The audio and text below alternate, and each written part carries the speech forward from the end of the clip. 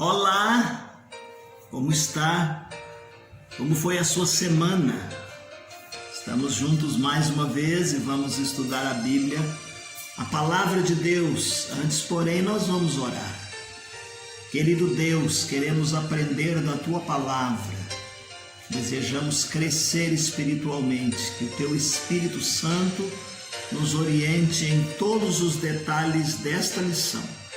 É a oração que nós fazemos no nome de Jesus. Amém.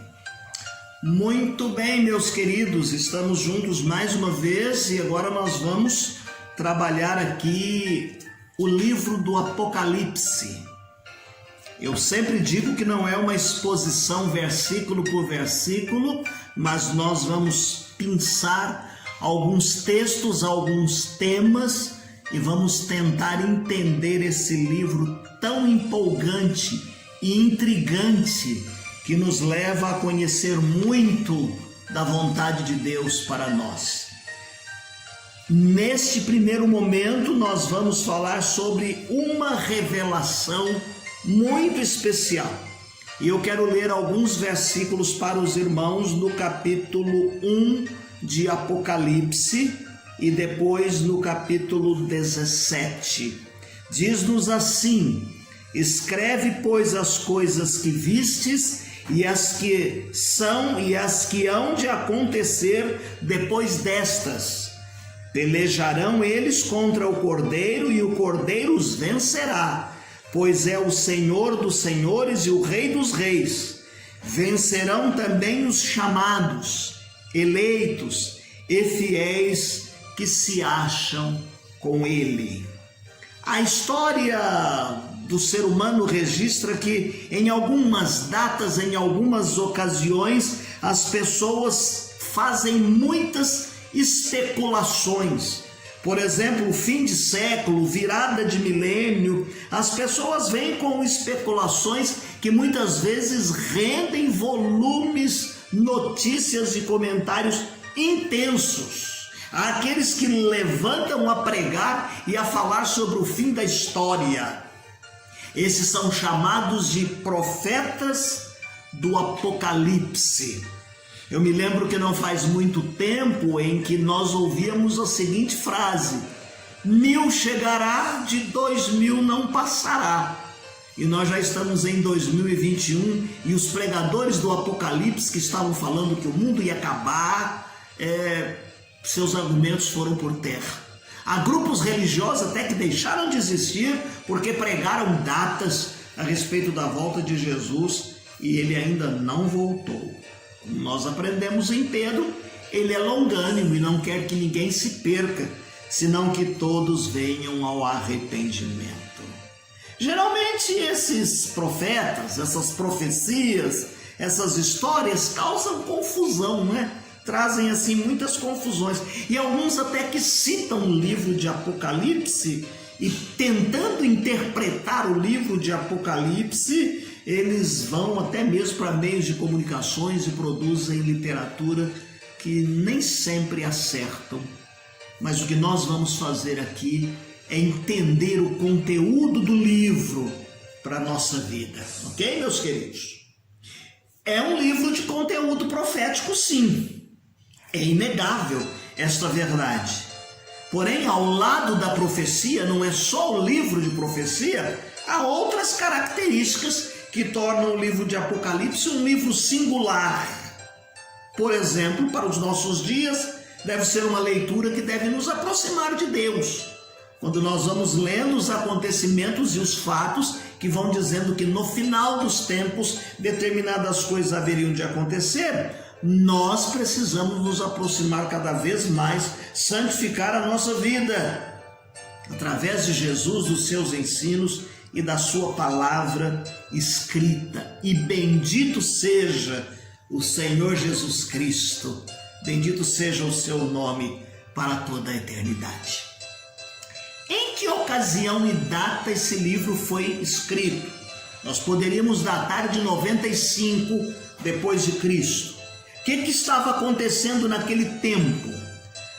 O apóstolo João, como nós dissemos nas nossas lições anteriores, ele escreveu os evangelhos, escreveu 3 cartas e escreveu esse maravilhoso livro.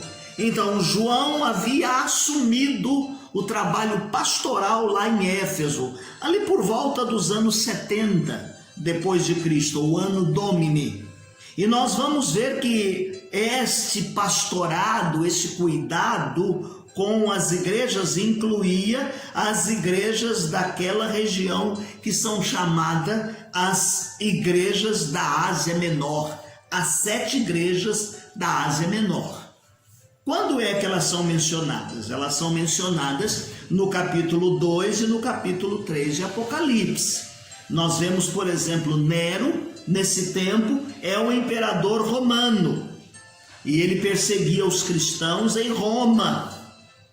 Ainda não era aquela perseguição violenta predita por Pedro no capítulo, na sua primeira carta, capítulo 4, verso de número 12. Mas havia uma perseguição muito maior e pior que haveria de vir nos próximos 20 anos. Meus queridos irmãos, no tempo de Domiciano, ali pelos idos de 81 a 96, em que ele se torna imperador, que ele intensifica esta perseguição. É esse Domiciano aí que é um assassino.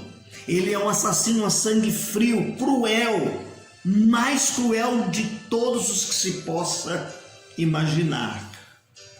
Diz que ele alinha-se na linha dos mais cruéis e sangrentos e tiranos. Foi no seu período em que ele promove a adoração do imperador. E ele impõe a seguinte frase: nosso Salvador e Deus Domiciano ordena. Toda pessoa que se dirigia a ele deveria colocar no início da sua frase: Senhor e Deus. Que coisa terrível para os cristãos daquele tempo. É esse cruel aí que vai tratar e perseguir os judeus e vai perseguir os cristãos, e é no seu tempo, no seu período de perseguição, em que ele manda exilar João, o último dos apóstolos, em que nós vemos que João vai ser exilado numa ilha chamada Ilha de Patmos. Diz que essa ilha media 20 quilômetros, era uma ilha rochosa, 20 quilômetros de comprimento por 12 quilômetros de largura, ali no Mar Egeu. Roma fazia desta ilha uma colônia penal, e nesta colônia penal eles colocavam as pessoas para trabalhar em minas. Então as pessoas iam para lá, não eram como os nossos presos que ficavam dentro de uma cela, confortavelmente, quentinhos, com comidinha na mão, mas eles trabalhavam e eles tinham que produzir naquele lugar. É nesse local de isolamento, é nesta ilha, é nesse contexto frio e horrível que o apóstolo João compõe os livros ou o livro de Apocalipse, 95 depois de Cristo. Quais são as características do livro? Nós vamos começar descrevendo algumas delas e talvez, se não der muito tempo, a gente continua no nosso próximo encontro. A característica deste livro é diversa. Vamos considerar pelo menos 10 aqui. Vamos começar dizendo que verdadeiramente é profecia. É um livro de profecia. E nós vamos ler aqui alguns versículos para confirmarmos isto no livro de Apocalipse. E nós vamos começar dizendo que realmente é um livro profético. Capítulo 1, verso de número 3. Bem-aventurado aquele que lê e ouve as palavras desta profecia e guardam as coisas que nela estão escritas, porque o tempo está próximo. Poderíamos ir um pouquinho mais além agora, no capítulo 10, o verso de número 11. Capítulo 10, verso de número 11. E ele disse-me: importa que profetizes outra vez a muitos povos, nações, línguas e reis. Poderíamos ir um pouquinho mais, capítulo de número 19, o verso de número 10, capítulo 19, o verso de número 10. Eu lancei aos seus pés para o adorar, mas ele disse-me: olha, não faças tal, sou teu conservo e de teus irmãos que têm testemunho de Jesus, adora a Deus, porque o testemunho de Jesus é o espírito desta profecia. Capítulo 22, verso de número 7. Eis que presto venho, ou cedo venho, bem-aventurado aquele que guarda as palavras da profecia deste livro.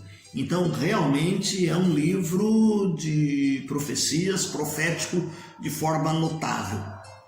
A segunda característica, meus queridos, é que ele vai centralizar estas características na pessoa de Jesus Cristo. É a revelação de Jesus Cristo, não apenas um programa profético, tá certo?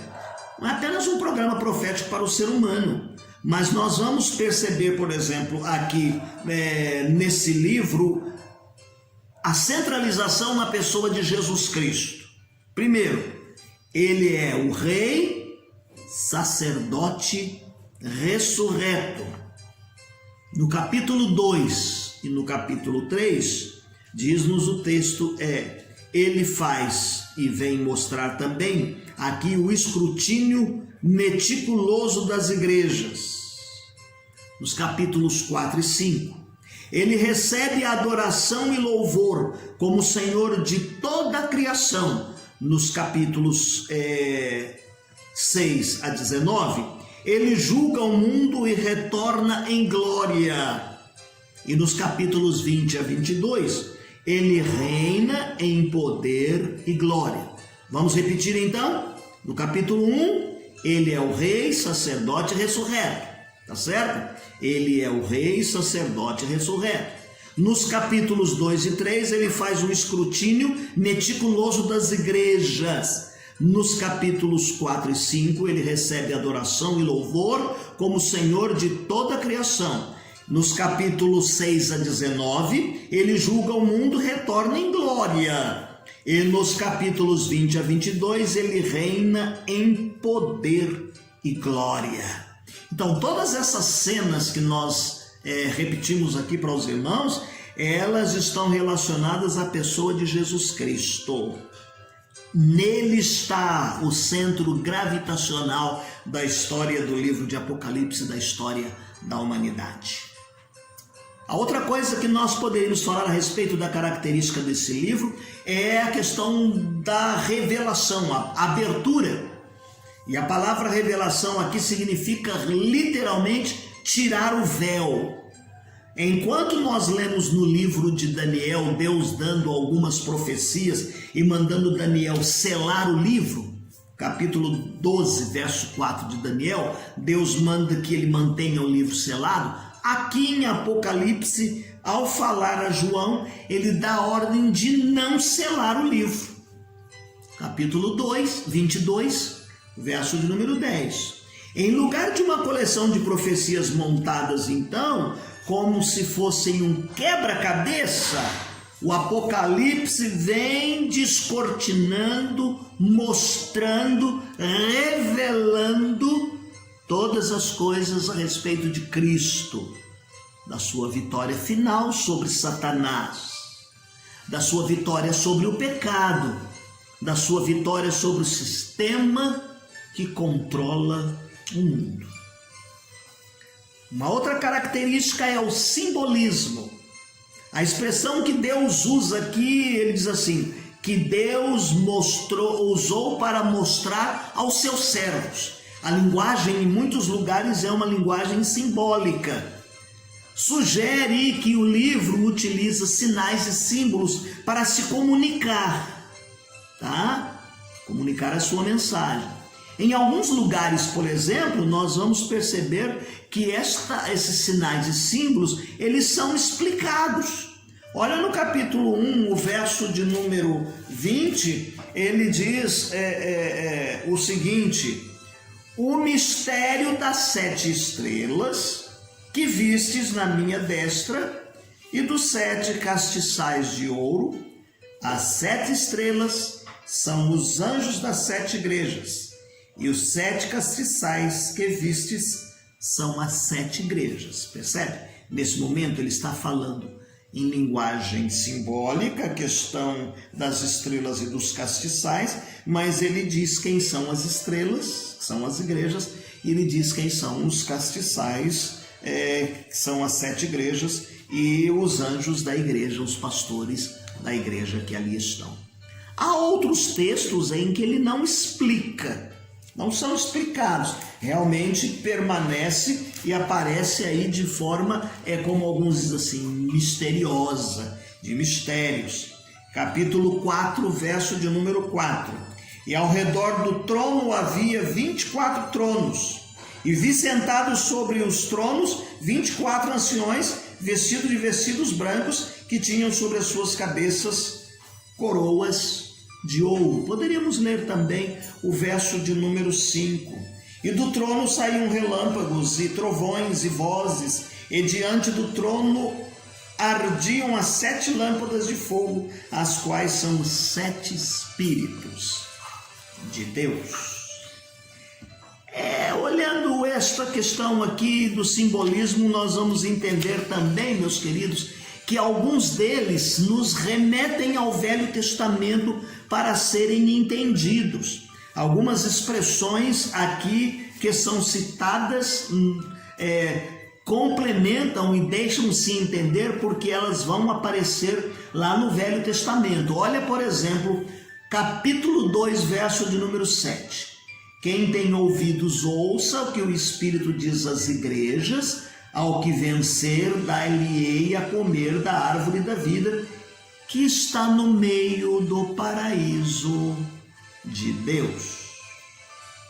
Então, esse simbolismo que aparece aí é para que os cristãos entendam.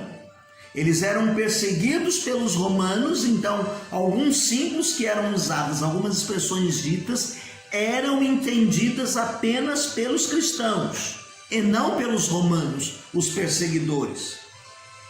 Por exemplo, se eu pegar uma determinada bandeira de uma cidade, de um estado ou de um país e mostrar, você vai olhar para ela e você vai lembrar daquela nação, você vai lembrar daquele estado, você vai lembrar daquela cidade. Então, ao usar esta linguagem aqui, a descrição que se faz não se leva, em alguns casos, literalmente ao pé da letra, mas entende-se que é uma mensagem que está passando para que os cristãos pudessem entender de forma clara e compreensível uma linguagem, um ensinamento que os perseguidores romanos não percebiam e não tinham condições de interceptar essas mensagens ou entender o linguajar deles que ali estava.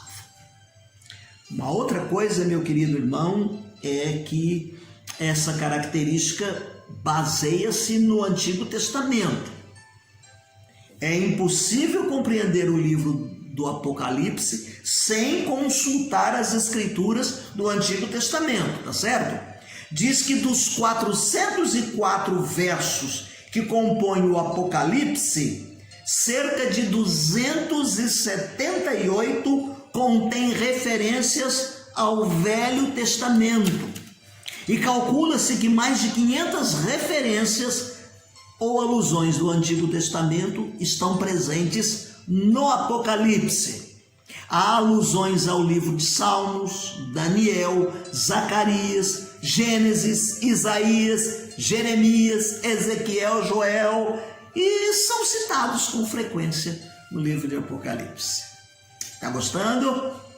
Muito bem, nós vamos parar aqui, tá bom? No nosso próximo encontro eu vou dizer para vocês mais 5 ou 6 características desse livro e nós vamos entender o método que foi usado para poder compreender o livro do Apocalipse, ok? Não deixe de fazer a sua leitura diária que nós vamos disponibilizar no final dessa transmissão, assim bem como aquela planilha que te orienta e te conduz a fazer a leitura da Bíblia toda em um ano. Se você tem a revista Manancial, que tem leituras diárias, meditações diárias, ela traz no rodapé também um programa para você ler a sua Bíblia toda em um ano. Que Deus te abençoe, que você tenha uma semana feliz e abençoada. Que o Senhor Deus te conduza em paz em todos os teus caminhos. Amém.